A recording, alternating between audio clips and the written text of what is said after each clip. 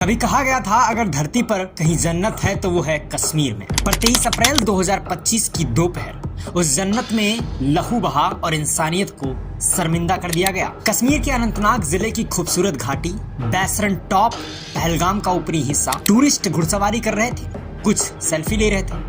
वो अपने मोबाइल कैमरे में बर्फ, पेड़ और बादलों को कैद कर रहे थे, लेकिन उन्हें क्या पता था कि कुछ ही पलों में उनकी आखिरी तस्वीर खींची जा चुकी थी। दोपहर करीब 1:20 पर 4 आतंकवादी जंगल की तरफ से घाटी की ओर आते हैं, जिसमें 3 विदेशी पाकिस्तान से और एक लोकल कश्मीरी।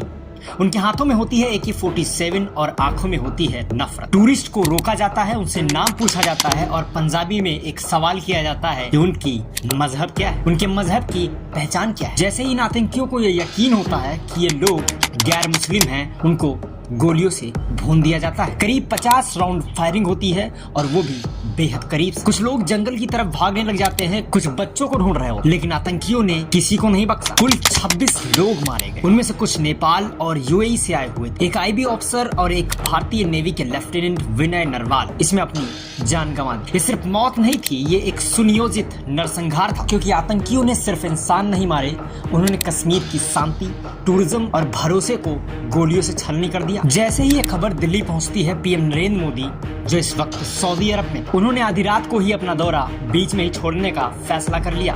वो भारत लौट रहे हैं और सुबह कैबिनेट कमेटी ऑन सिक्योरिटी की बैठक की अध्यक्षता करेंगे। गृह मंत्री अमित शाह पहले ही श्रीनगर पहुंच चुके हैं। वहां उन्होंने लेफ्टिनेंट जनरल मनोज सिन्हा और जम्मू कश्मीर के मुख्यमंत्री उमर अब्दुल्ला के साथ हाई लेवल की मीटिंग की। सेना, CRPF और IB के शीर्ष अधिकारी इस मीटिंग में शामिल रहे। सूत्रों की माने तो ये हमला सिर्फ एक घटना नहीं, ये टूरिज्म पर सीधा हमला था। गर्मियों में लाखों लोग पहलगाम और गुलमर्ग जैसे इलाकों में आते हैं। आतंकियों को ये नफरत। कश्मीर जब खिलखिलाता है, जब होटल्स भर जाते हैं, जब बाजारों में रौनक होती है, तो उनका डर मर जाता है। इसलिए उन्होंने टूरिस्ट को निशाना बनाया ताकि एक मैसेज दिया जा सके, यहाँ मत आओ, यहाँ मौत है। अब सवाल ये है, खुफिया एजेंसियों को इस हमले की भनक क्यों नहीं लगी?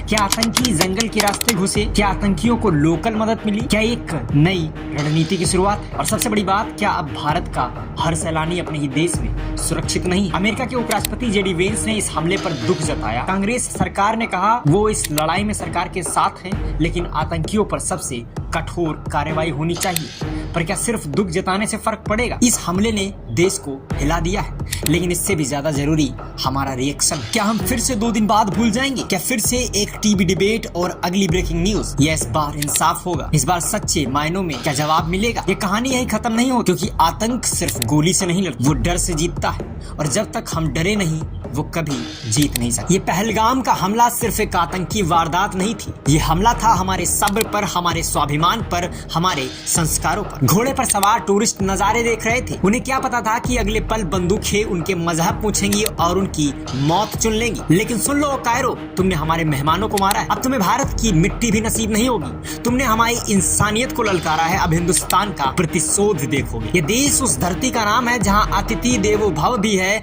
और दुश्मनों के लिए चंडी रूप भी है। जब ये मुल्क पलटवार करता है तो सरहदें कांप उठती हैं और आतंकी ठिकाने राख बन जाया करते हैं। तैयार रहो, क्योंकि ये हिंदुस्तान है, यहाँ वीरता खून में बहती है और हर शहीद का बदला इतिहास नहीं, तबाही बनकर लौटता है। एशियन इन्फो टीवी पर मैं हूँ आकाश, जहाँ खबर नहीं, हिंसक सच्चाई का अलार्म बजता है। नमस्कार, आप देखते रहिए एशियन इन्फो टीवी। जय हिंद, वंदे मातरम।